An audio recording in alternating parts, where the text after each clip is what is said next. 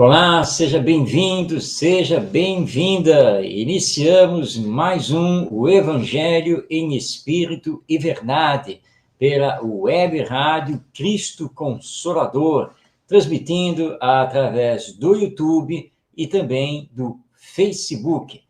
E você pode participar, porque o nosso programa é ao vivo. Então, envie sua mensagem, faça sua pergunta. E que o nosso Mestre Jesus nos abençoe nesse programa em que trazemos o Evangelho através da visão do Espiritismo, esta doutrina que, ao mesmo tempo, é ciência, é filosofia e é religião, com a crença na imortalidade da alma, na reencarnação e na vida futura após a morte. No programa de hoje, nós vamos dar sequência ao estudo do Evangelho segundo o Espiritismo, com o tema Mundos Superiores e Inferiores. Na sequência, o nosso estudo sobre os ensinos do nosso mestre, com a passagem sobre Jesus e o centurião.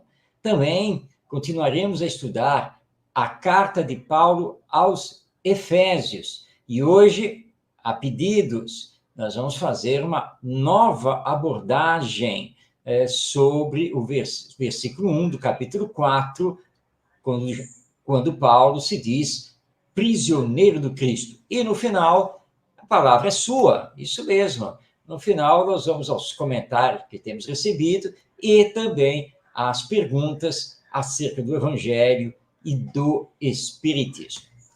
Muito bem. Vamos, então, nesta primeira parte, dar continuidade aqui ao estudo do capítulo 3 do Evangelho segundo o Espiritismo, que tem por título Há muitas moradas na casa de meu Pai. E nós vamos abrir no programa de hoje as instruções dos Espíritos, especificamente hoje o item 8 a 12.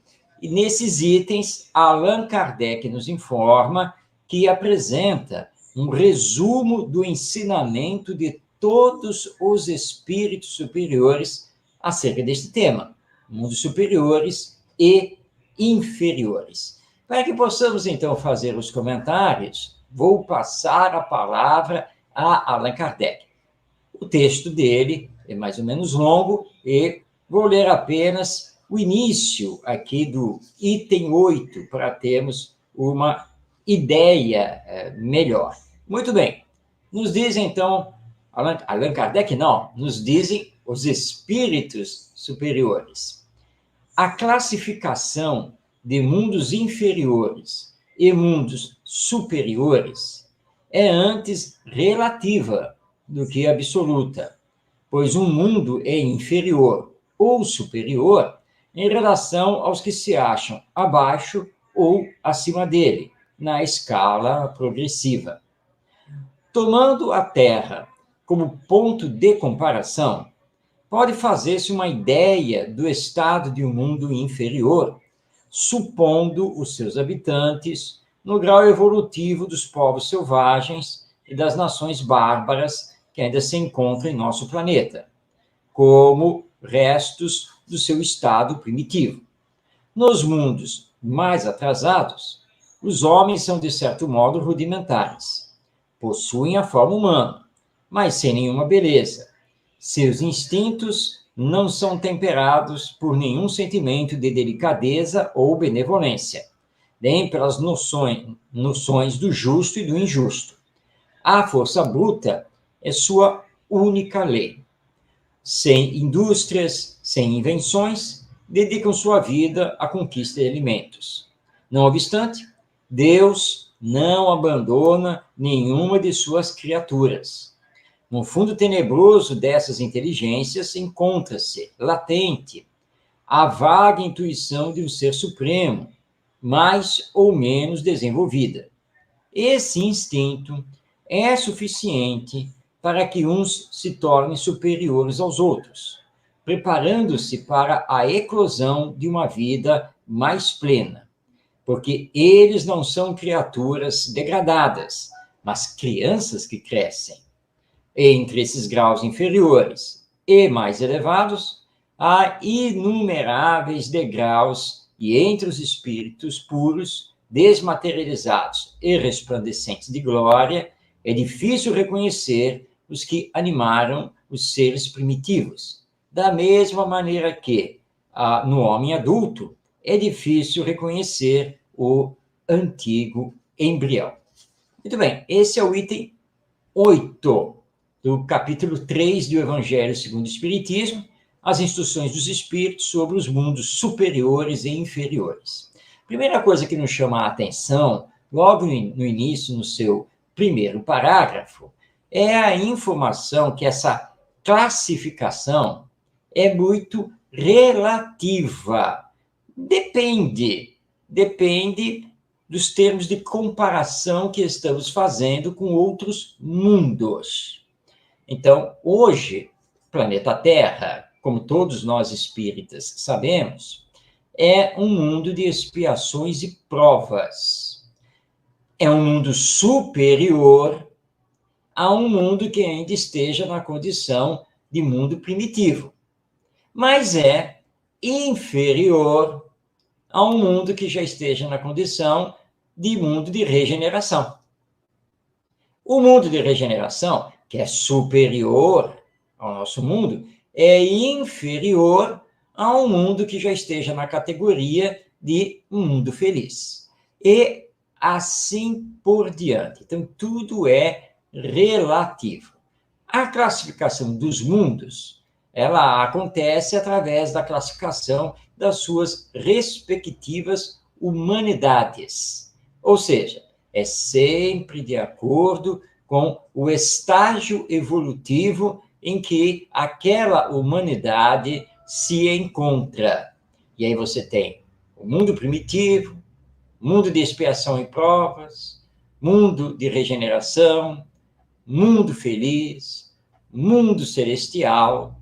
Essas são as grandes categorias. Dentro delas, claro, há uma variação basicamente infinita. Os nossos cientistas, pelas pesquisas realizadas até hoje, calculam que no universo, pelo menos no universo que é conhecido, calculam que existem 100, preste atenção, 100 bilhões de galáxias, que em cada galáxia, em média, nós temos 100 bilhões de astros, entre estrelas, planetas e assim por diante. Portanto, é um número astronômico, gigantesco, matematicamente possível de ser calculado, mas mentalmente difícil de nós entendermos essa proporção tão gigantesca para a qual nós não temos nada semelhante que possa servir de comparação. Então, essa classificação de mundos inferiores e mundos superiores é extremamente relativa, e lembrando que conforme as suas humanidades evoluem, essa categoria automaticamente é modificada. É sempre assim. Mas os espíritos continuam aqui as suas instruções, e no item 9 vão falar dos mundos superiores. Vou passar a palavra a eles. Nos mundos que atingiram um grau superior de evolução, as condições da vida moral e material são muito diferentes das que encontramos na Terra. A forma dos corpos é sempre, como por toda parte, a humana, mas embelezada, aperfeiçoada e, sobretudo, purificada. O corpo nada tem da materialidade terrena e não está, por isso mesmo, sujeito às necessidades, às doenças e às deteriorações decorrentes do predomínio da matéria. Os sentidos, mais sutis, têm percepções que a grosseria dos nossos órgãos sufoca. A leveza específica dos corpos torna a locomoção rápida e fácil. E assim por diante. Primeira informação que precisamos aqui destacar, que a forma humana prevalece em todos os mundos por todo o universo, inclusive nos mundos superiores. Nesses mundos, essa forma humana é muito mais fluídica, muito mais bela do que é aqui, por exemplo, no nosso planeta. Isso derruba, lança por terra a ficção hollywoodiana do cinema, que insiste em representar os alienígenas, os extraterrestres, ou seja, os habitantes de outros planetas, com formas animalescas, quando os espíritos nos informam que o que prevalece no universo, em todos os mundos, é a forma humana, da mais brutalizada à mais eterizada. Mas é a forma humana que prevalece. E, claro, como é um mundo superior, não há termos de comparação com o nosso planeta Terra, porque no mundo superior não existe essa materialidade que temos aqui, e o corpo, muito mais sutil, muito mais leve, não tem os sofrimentos que o nosso corpo biológico, material, possui. Temos que ter como meta atingirmos essa graça de podermos habitar um mundo superior. Mas, para isso, temos que fazer o nosso desenvolvimento moral, acima de tudo. Temos que, então, que nos moralizar, nos espiritualizar, realizando o autoconhecimento, a autotransformação. É um processo educacional, na verdade, intransferível, e que ninguém pode fazer por nós. Nós só podemos mudar de humanidade, indo para uma humanidade superior, tendo as condições morais e espirituais para fazer parte dessa humanidade e, portanto, do mundo que ela habita. O planeta Terra está na transição para chegar a mundo de regeneração. Isso não quer dizer que nós aqui, individualmente, não possamos ser deslocados já no depois da morte para um planeta, um mundo de regeneração, deixando de fazer parte da humanidade terrena para fazer parte da humanidade de outro planeta. Só depende de cada um de nós, dos esforços que estamos realizando. Bom, na sequência aqui destes itens, que vão de 8 a 12, do terceiro capítulo do Evangelho segundo o Espiritismo, os espíritos superiores vão nos falar dos mundos felizes. E depois falam também do nosso próprio mundo, fazendo comparações e mostrando o quanto podemos ser mais felizes se fizermos os esforços que nos remeterão a fazermos parte dessa humanidade superior, ou já transformando decididamente o nosso planeta, que hoje, nesta condição de expiações e provas, é um planeta inferior, porque acima dele tem os mundos de regeneração, felizes, celestiais e assim por diante.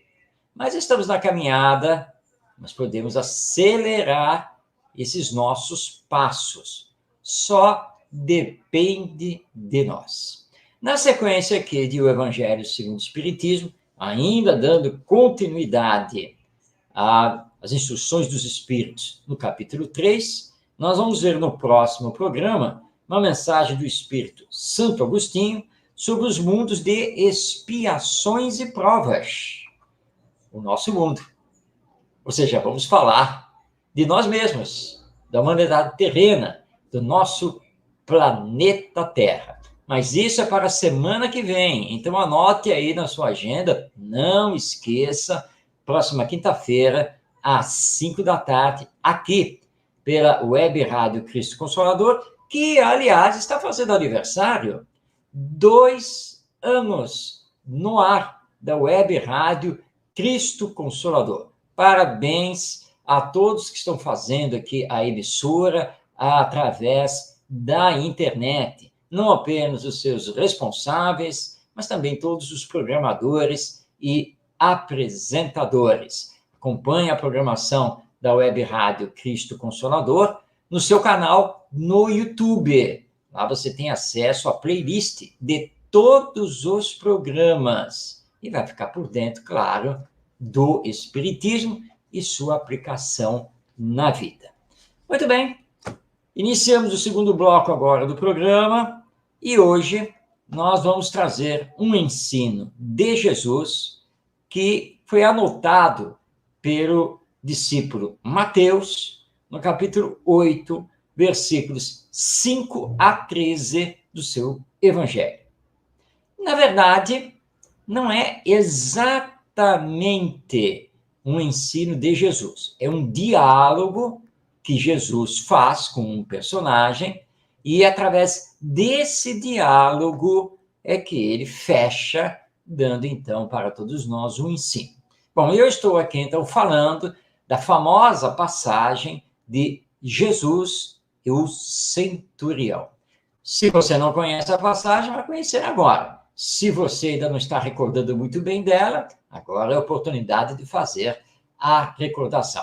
Para os que sabem que passagem é essa, a conhecem e já estudaram, é o momento, então, de fazer um novo estudo e alicerçar aqui o conhecimento sobre esta passagem do encontro entre Jesus e o centurião, encontro esse que é narrado por Mateus da seguinte maneira: Tendo Jesus entrado em Cafarnaum, chegou-se a ele um centurião e rogou-lhe: Senhor, o meu criado jaz em casa paralítico, padecendo horrivelmente.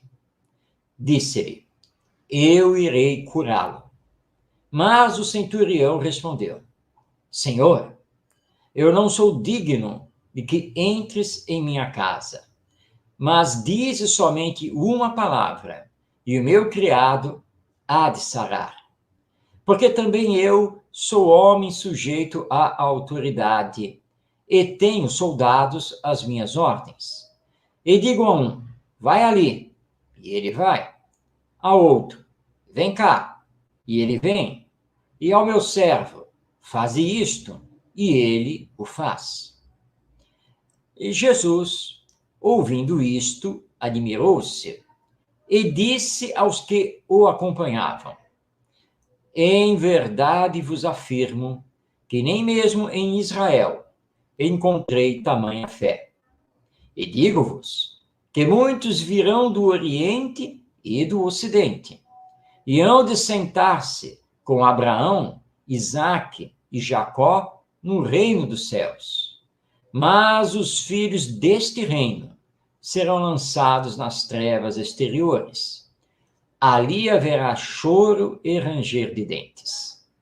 Então disse Jesus ao centurião: Vai-te, e como creste, assim te seja feito. E naquela mesma hora sarou o servo. Então, esta é a passagem anotada por Mateus, que se encontra no seu Evangelho, no capítulo 8, versículos 5 a 13. Nós temos algumas questões aqui muito significativas nesta passagem. Primeiramente, Mateus informa que Jesus estava entrando em Cafarnaum, uma cidade muito citada nos evangelhos, porque em Cafarnaum, basicamente, Jesus fazia dessa cidade a sua base.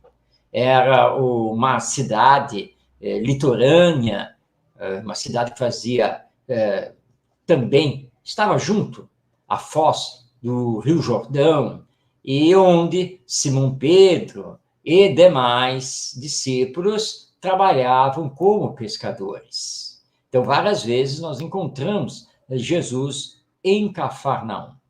Quando ele está ali, rodeado pelos seus discípulos e demais seguidores, aparece o centurião. Centurião, na época, era um comandante do Império Romano que tinha às suas ordens uma centúria, ou seja, um grupo de 100 soldados.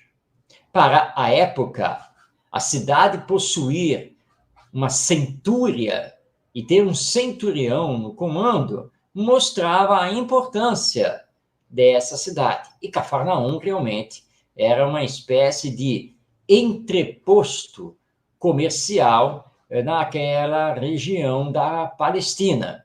Por isso, tinha esse número expressivo de soldados romanos. Era uma boa guarnição. E o centurião procura Jesus. E aqui nós temos que notar que os romanos não seguiam em absoluto o judaísmo. Eles tinham a sua própria religião, ou melhor dizendo, a sua própria mitologia, a crença em diversos deuses, e não levavam muito em consideração os profetas, adivinhadores, etc., que apareciam entre o povo judeu. Mas a fama de Jesus já tinha corrido a Palestina. Naturalmente que o centurião muito amava esse servo, tanto que estava preocupadíssimo com ele. E sendo um centurião, naturalmente, ele já deveria ter procurado a medicina da época para atender o servo, que, inexplicavelmente, tinha se tornado paralítico. Então, o centurião, em desespero, procura o auxílio do tal profeta judeu, o tal curandeiro judeu chamado Jesus. E assim, ele vai até o mestre e explica a situação e pede, então, que o mestre cure o seu servo. Na mesma hora, Jesus respondeu a ele: eu irei curá-lo. Bem, nós temos que lembrar aqui, e Caiba Schutel lembra isso na sua obra Parábolas e Ensinos de Jesus, que quando procuramos um médico para realizar o atendimento a um familiar, quando comparecemos perante um médico para que ele nos examine, normalmente, o que o médico vai dizer a nós? Que vai providenciar o nosso tratamento. Nenhum médico afirma que vai nos curar, mas vai fazer o tratamento possível, até mesmo o cirúrgico, se for o caso. Mas, normalmente, o médico não promete a cura. Ainda mais nesse caso, em que o médico não conhece o paciente, só sabe que é o servo do centurião, e nada mais do que isso, e que ele está acamado com uma paralisia. Mas Jesus afirma que ele iria curar o servo do centurião. E, de fato, Jesus era o único que podia fazer essa afirmação e o único que podia realmente exercer a cura. Porque nós estamos falando do Espírito mais perfeito que Deus concedeu aos homens conhecer. Essa é a resposta da questão 625 de O Livro dos Espíritos.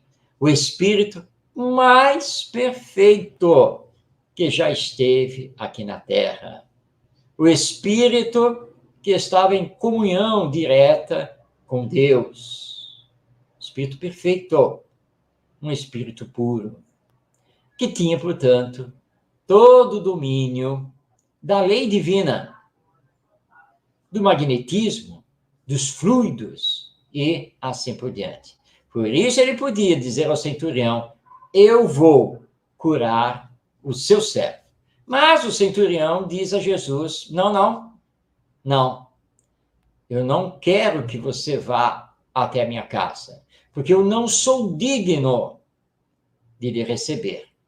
Mas eu, como centurião, eu dou ordens, assim como também obedeço. E quando eu dou ordens, tanto os meus soldados quanto os meus servos cumprem. E eu acredito no Senhor. Eu acredito no seu poder. E sei que você não precisa ir na minha casa para fazer essa cura. Porque se você quiser, eu sei que você pode aqui mesmo curar o meu servo. Então Jesus, quando ouve isso, olha para os seus discípulos e todos que estavam ali lhe acompanhando e diz: em verdade, nunca encontrei aqui em Israel uma fé tão grande quanto esta, apresentada aqui e agora, à nossa frente, por este centurião romano. Então, quero dizer a vocês que muitos virão do Ocidente e do Oriente e sentarão junto com os patriarcas do povo judeu e estarão com Deus. Mas os daqui, de Israel, os daqui, da terra prometida, esses serão lançados fora para o ranger de dentes. E quando ele termina de falar isso, ele se volta para o centurião e diz: seja feito como você acaba de me pedir. Pode voltar para casa, seu servo está curado. E quando o centurião faz o retorno, ele já recebe o aviso de que o servo tinha melhorado consideravelmente e já tinha, inclusive, se levantado da cama, não estava mais paralítico. Muito bem. Até onde vai a nossa fé? Nós, de fato, acreditamos no chamado poder de Jesus? Ou, muitas vezes, diante das circunstâncias aqui da vida terrena, nós titubeamos. E até mesmo esquecemos de Jesus. Esquecemos dos bons espíritos, do nosso anjo da guarda, que é um espírito superior, que vela por nós, é a sua missão. Formulemos novamente a pergunta: até onde vai a nossa fé? A nossa crença? Claro que Jesus não pode fazer por nós tudo o que gostaríamos que ele nos fizesse. Porque Jesus, assim como nós, também obedece à lei divina, que é superior a todas as vontades. Somente os desígnios de Deus são perfeitos. Por isso Jesus disse que ele não vinha até nós para derogar, para modificar a lei. E ele estava se referindo justamente à lei divina, mas veio até nós para cumpri-la e respeitando o nosso livre-arbítrio. Mas se tivermos fé verdadeira, como também nos informou Jesus, simbolicamente, alegoricamente, nós podemos olhar para aquela montanha e dizer para ela sair de onde ela está e ir para o outro lado, e ela irá nos obedecer. É alegórico, é simbólico, porque Jesus estava falando de remover a montanha dos nossos vícios, das nossas imperfeições morais. E aí nós vamos questionar a fé, a nossa crença, o nosso poder de vontade, exatamente como fez o centurião desta passagem que nos foi trazida por Mateus. E para refletirmos bastante, muito mesmo. Nossa fé chega a esta fé demonstrada pelo centurião? Vamos pensar sobre isso, porque o Espiritismo nos explica o que seja a fé.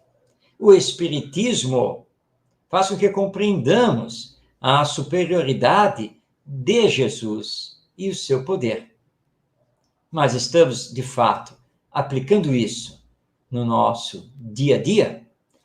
Fica aqui o questionamento para meditarmos, refletirmos e continuarmos o estudo dos ensinos de Jesus na próxima quinta-feira, onde vamos conhecer outra passagem e outro ensino do nosso mestre.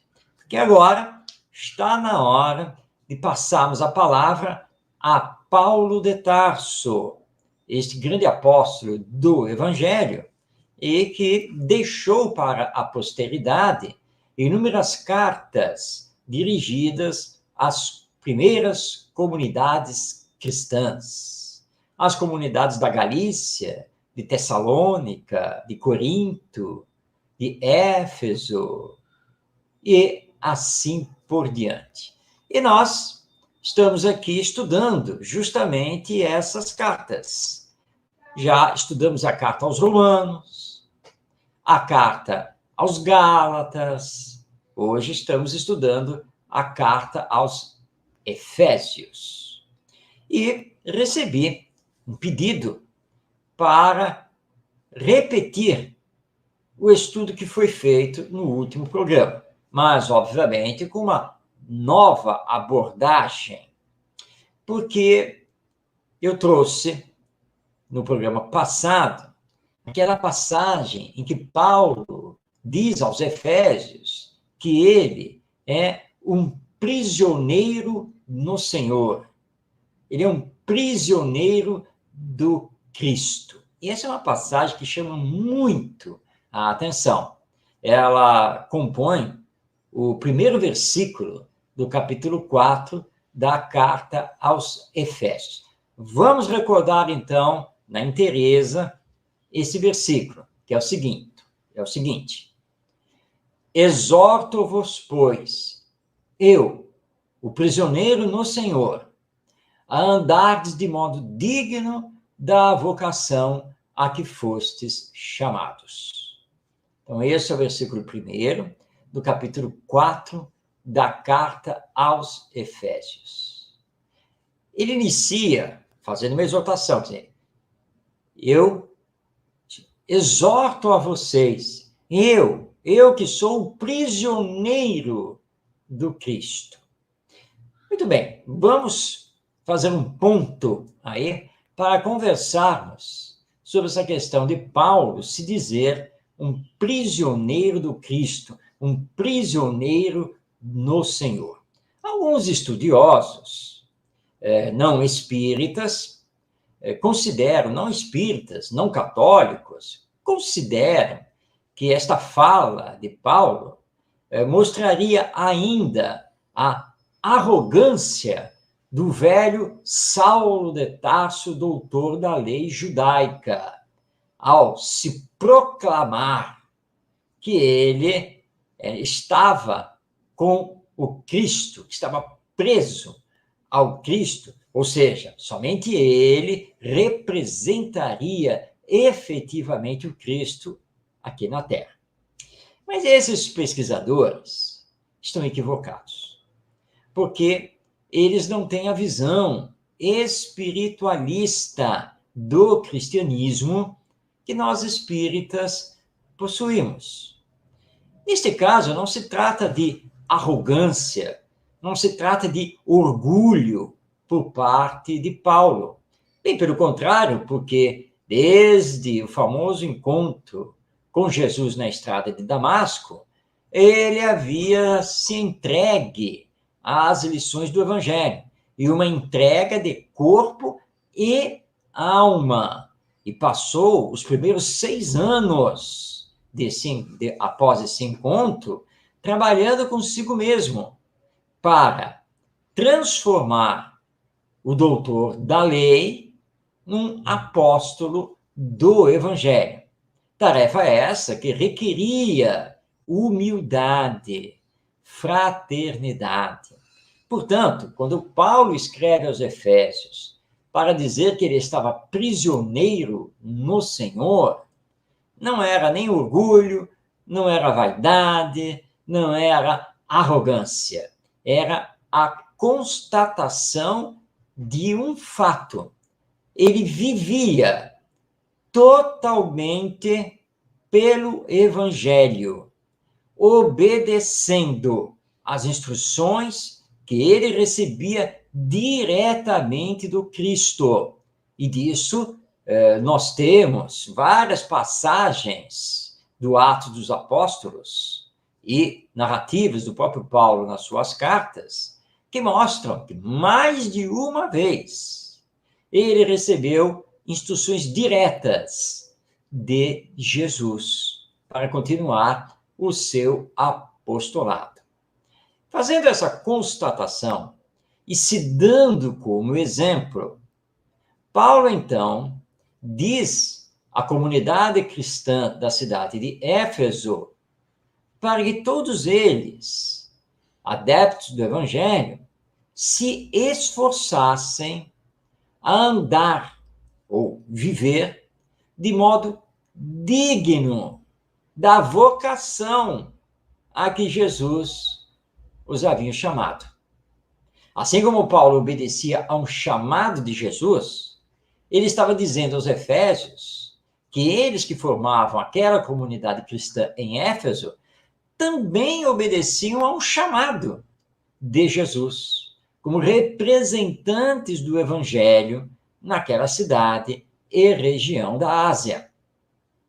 E por isso eles precisavam ser dignos desse chamado, como ele, Paulo, estava procurando ser digno, renunciando aos bens materiais, renunciando a qualquer privilégio, vivendo do modo mais simples possível,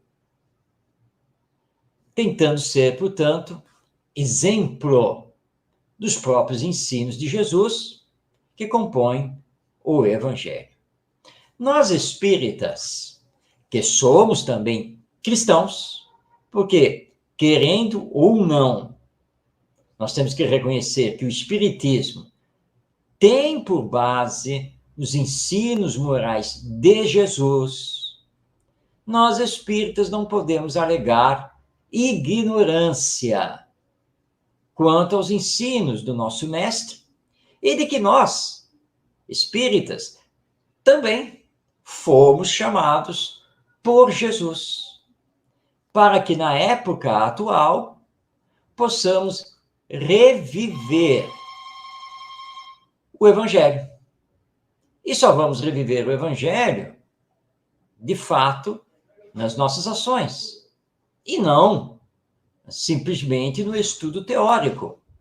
Como vamos viver o Evangelho nas nossas ações? Vamos vivê-lo através de ações de fraternidade, de caridade, através de ações de bondade, de solidariedade, combatendo em nós mesmos más tendências de caráter, vícios, paixões, ao mesmo tempo que desenvolvemos as virtudes. É um trabalho de educação moral que o Espiritismo nos aponta para sermos dignos do Cristo. E sendo dignos do Cristo, possamos, de fato, ser fiéis representantes do Evangelho aqui na Terra. Então, com o Evangelho, não podemos ser mais os mesmos de antes. Com o Evangelho, Não podemos mais manter velhas ideias e velhos hábitos. Com o Evangelho, nós temos que fazer o esforço para colocar em prática as orientações morais do nosso Mestre Jesus. Com o Evangelho, temos que ter por norte, por roteiro de luz da nossa vida, os princípios cristãos, que encontramos todos eles ali no Novo Testamento e que são estudados pelo Espiritismo, principalmente na obra O Evangelho segundo o Espiritismo, obra ditada pelos espíritos superiores e organizada por Allan Kardec, o codificador do Espiritismo. Qual é o nosso nível em relação a sermos prisioneiros do Cristo? Estamos mais perto disso ou ainda estamos muito longe? O mundo social, o mundanismo, ainda fala mais alto? Ou somos capazes de renúncias em nome do Evangelho? É para pensar, não é mesmo? Aliás, o programa de hoje é um programa reflexivo, que estamos entregando a você, que está nos assistindo, várias perguntas, várias questões a pensar, a meditar, a refletir. E isso é o Espiritismo. É uma doutrina que faz com que os seus adeptos tenham que pensar, tenham que estudar. Nós espíritas temos que refletir. Não podemos aceitar qualquer coisa, seja vinda dos espíritos, seja vinda de nós mesmos, os encarnados. Então, Paulo pôde dizer que ele era, sim, um prisioneiro do Cristo. E nós? Será que podemos dizer isso? Pense. Vamos todos pensar e trabalhar para podermos também, como Paulo, humildemente reconhecer que estamos indissoluvelmente, para sempre, presos a Jesus, presos ao Evangelho. Semana que vem, nós vamos continuar a estudar a carta de Paulo aos Efésios. Tem muito mais ensinos para os nossos comentários. Fique ligado. Então, semana que vem, próxima quinta-feira, nós vamos dar continuidade a esse estudo.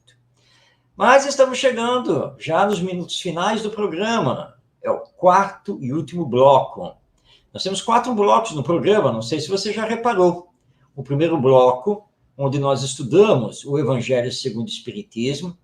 No segundo bloco, nós estudamos os ensinos e as passagens de Jesus. No terceiro bloco, estamos dedicados a estudar o conteúdo das cartas de Paulo de Tarso. E agora, no quarto bloco, nós então respondemos aos comentários e às perguntas que nos são dirigidas.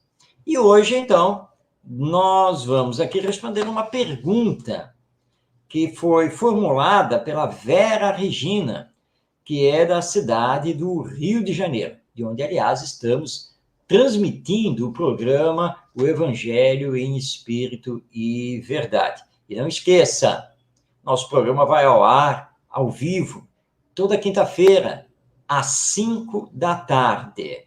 Então, anota na sua agenda, não esqueça e tente nos acompanhar.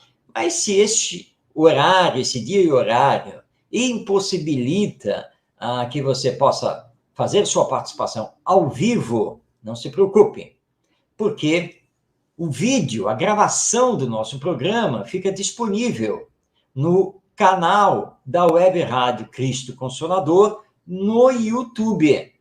Então você acesse o YouTube a qualquer hora, em qualquer dia, digita lá na busca Web Rádio Cristo Consolador.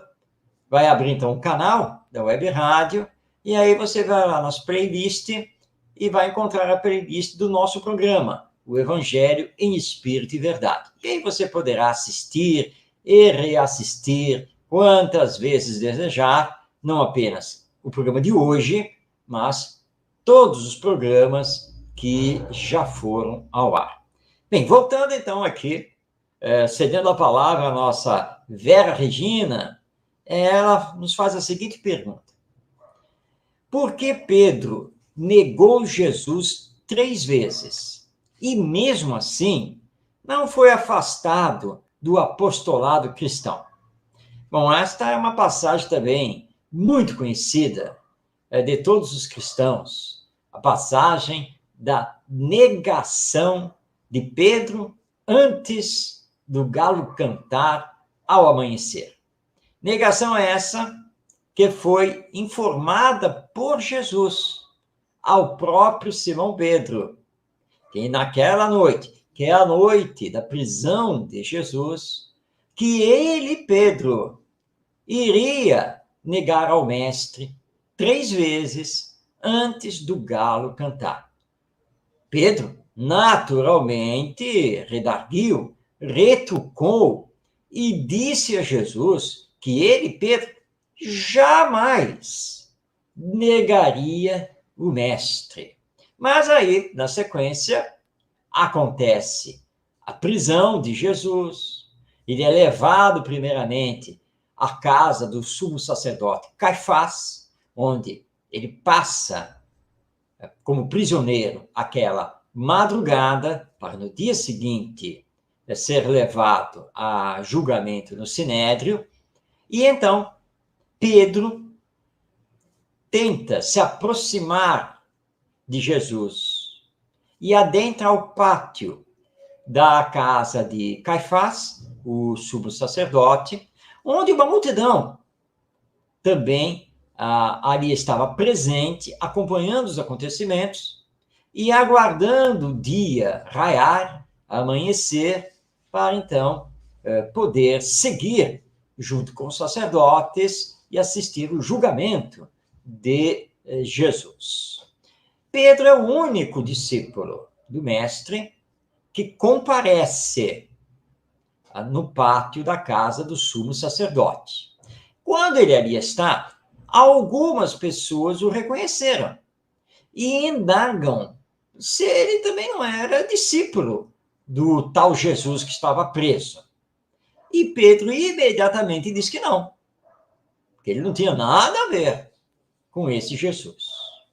Na sequência, quando ele está se aquecendo junto a uma fogueira, uma senhora também olha para ele e diz: vem cá, eu conheço você. Você é um dos seguidores desse Nazareno aí. E ele, de novo, diz que não, que ela estava se confundindo com outra pessoa, não, ele não tinha nada a ver com isso. E lá ele se afasta outra vez. E, novamente, o reconhecem ou acham que ele tem alguma coisa a ver com Jesus, e, novamente, ele nega.